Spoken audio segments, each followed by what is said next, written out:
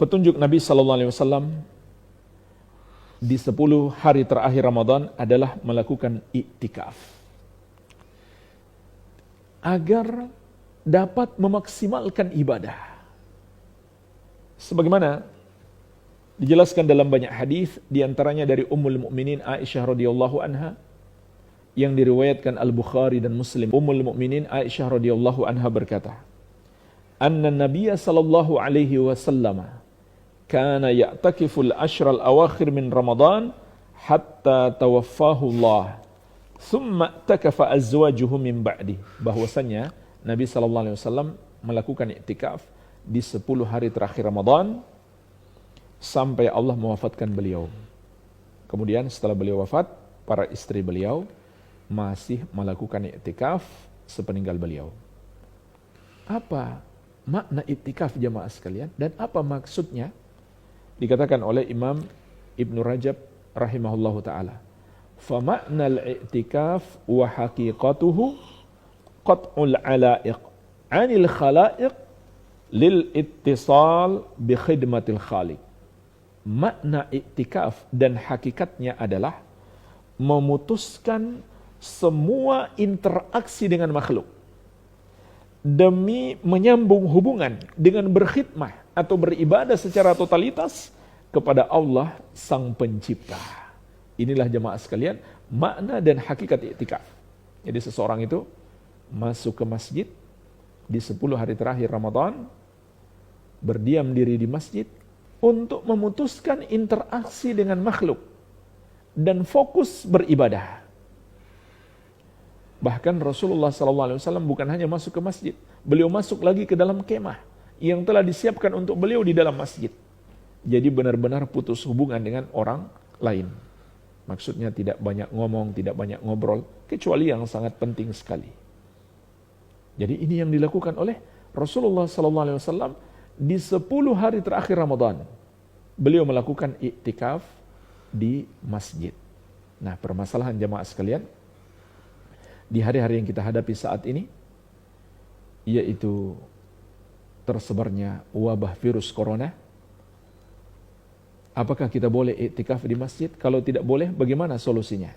Maka jemaah sekalian, tentu tidak boleh kita iktikaf di masjid, karena itulah yang dihimbau oleh pemerintah kita, begitu pula oleh para ahli kesehatan, dan juga difatwakan para ulama, demi memutus penularan virus corona. Dan semoga Allah Azza wa Jalla menolong kita agar segera lepas dari musibah ini. Dan hendaklah kita manfaatkan bulan Ramadan ini, terutama di hari-hari terakhirnya, untuk lebih bersungguh-sungguh lagi dalam berdoa kepada Allah agar musibah ini segera Allah hilangkan dari kita. Nah jemaah sekalian, kita tidak boleh ke masjid. Maka kalau begitu, apakah tidak boleh iktikaf? Tentu tidak boleh kalau dilakukan di masjid. Bagaimana kalau iktikaf di rumah? Jawabannya juga tidak boleh. Kenapa? Karena telah dinukil kesepakatan ulama, iktikaf itu tempatnya di masjid. Dinukil oleh Imam Ibn Abdul Bar, begitu pula Ibn Qudamah, Al-Qurtubi, dan Ibn Taimiyah. Semuanya menukil kesepakatan ulama. Tidak sah iktikaf kecuali di masjid. Hanya saja ulama beda pendapat. Masjid yang bagaimana? Sebagian mengatakan harus ada di dalamnya sholat Jumat. Sebagian mengatakan minimal sholat jamaah. Bahkan sebagian berpendapat hanya di 3 masjid, yaitu Masjidil Haram, Masjid Nabawi, dan Masjidil Aqsa. Pendapat yang kuat insyaallah ta'ala, boleh di semua masjid yang diadakan padanya sholat berjamaah bagi laki-laki. Karena sholat berjamaah wajib bagi laki-laki. Adapun bagi wanita, boleh di masjid manapun, walau tidak diadakan padanya sholat berjamaah. Iya, karena wanita tidak wajib sholat berjamaah. Baik, jadi jemaah sekalian, tidak ada iktikaf di rumah. Oke. Maka bagaimana solusinya agar kita bisa memaksimalkan ibadah di akhir Ramadan ini? Jawabannya, lakukanlah ibadah di rumah. Tingkatkan ibadah di rumah. Berdasarkan keumuman dalil, sebagaimana dikatakan oleh Ummul Mukminin Aisyah radhiyallahu anha diriwayatkan oleh Imam Muslim. Karena Rasulullah sallallahu alaihi wasallam yajtahidu fil ashril awakhir min Ramadan. Rasulullah sallallahu alaihi wasallam bersungguh-sungguh dalam beribadah di 10 hari terakhir Ramadan. Ini hadis bersifat umum. Bisa kita lakukan di masjid, bisa pula kita lakukan di rumah. Jadi, walaupun di rumah kita tidak iktikaf, tidak pula berniat iktikaf, karena iktikaf itu hanya di masjid, tapi kita bisa memperbanyak amal ibadah di rumah. Terutama di waktu malamnya. Sebagaimana juga dalam hadis yang diriwayatkan Al-Bukhari dan Muslim dari Ummul Mukminin Aisyah radhiyallahu anha. Kana an-nabiy sallallahu alaihi wasallam idza dakhala al-ashru shadda mi'zarahu wa ahya lailahu wa ayqadha ahlahu. Rasulullah sallallahu alaihi wasallam apabila telah masuk 10 malam terakhir Ramadan, maka beliau kencangkan sarungnya. Beliau hidupkan malamnya dengan ibadah dan beliau bangunkan keluarganya. Apa artinya beliau kencangkan sarungnya? Artinya beliau tidak berhubungan suami istri sama sekali karena fokus ibadah. Beliau hidupkan malamnya, artinya beliau menghabiskan waktu malam lebih banyak dengan ibadah daripada beristirahat. Dan beliau bangunkan keluarganya. Dan juga Nabi SAW mengabarkan kepada kita keutamaan khusus solat tarawih, solat malam di bulan Ramadan. Sebagaimana dalam hadis Abu Hurairah radhiyallahu anhu yang diriwayatkan Al-Bukhari dan Muslim. Wa man qama lailatal qadri imanan wa ihtisaban ghufira lahu ma taqaddama min dzambih. Barang siapa melakukan salat malam di malam Lailatul Qadar karena iman dan mengharapkan pahala dari Allah, maka akan diampuni dosa-dosanya yang telah lalu.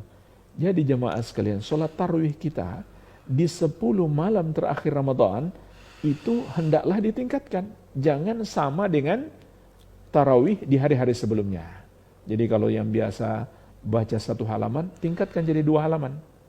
Yang biasa baca setengah juz, tingkatkan jadi 1 juz, dan seterusnya semampu kita di 10 malam terakhir Ramadan. Begitu pula ibadah-ibadah yang lain. Dan ketahuilah jemaah sekalian, yang lebih dianjurkan untuk kita tingkatkan di 10 hari terakhir Ramadan ini adalah ibadah-ibadah yang sifatnya pribadi, yaitu antara kita dengan Allah. Seperti membaca Al-Quranul Karim, berzikir kepada Allah, solat-solat sunnah. Solat sunnah ini ada 2 bentuk, solat sunnah yang memiliki sebab dan solat sunnah tanpa sebab. Solat sunnah yang memiliki sebab seperti solat duha, solat yang menyertai solat wajib, qobliyah dan ba'diyah, dan lain-lain. Solat sunnah yang tidak memiliki sebab adalah solat sunnah yang boleh kita lakukan kapan saja, kecuali di waktu-waktu terlarang. Di waktu-waktu terlarang. Jadi kapan saja boleh dilakukan. Semau kita, semampu kita. Mau berapa rakaat dengan cara 2 rakaat salam, 2 rakaat salam, 2 rakaat salam, dan seterusnya. Boleh kita perbanyak, kecuali di waktu-waktu terlarang. Waktu terlarang itu ada 5, ba'da subuh, sampai terbit matahari. Kemudian yang kedua, ketika matahari sedang terbit. Yang ketiga, ketika matahari tepat berada di atas kita. Yang keempat, ba'da asar, sampai terbenam matahari. Yang kelima, ketika matahari sedang terbenam. Maka di luar waktu-waktu itu kita boleh melakukan solat sebanyak-banyaknya, yang diistilahkan para ulama dengan solat sunnah mutlaqah. Solat sunnah yang umum, bebas, tidak terikat dengan apapun. Maka ini kita perbanyak. Ya, begitu pula memperbanyak doa. Begitu pula memperbanyak taubat kepada Allah Azza wa Jalla. Membaca Al-Quranul Karim, menghafalkan Al-Quran, dan seterusnya. Ya. Ini yang lebih ditingkatkan. Walaupun tetap dilakukan ibadah-ibadah yang lain, seperti bersedekah, berbakti kepada orang tua, majelis ilmu. Majelis ilmu, ketahuilah jemaah sekalian, jangan diperbanyak. Ya mungkin sehari 1 atau maksimal 2, jangan diperbanyak. Yang diperbanyak adalah ibadah pribadi, yang lebih bersifat pribadi, antara kita dengan Allah Azza wa Jalla. Jadi ini bisa kita lakukan di rumah. Perbanyak ibadah. Di 10 hari terakhir Ramadan, terutama di waktu malamnya.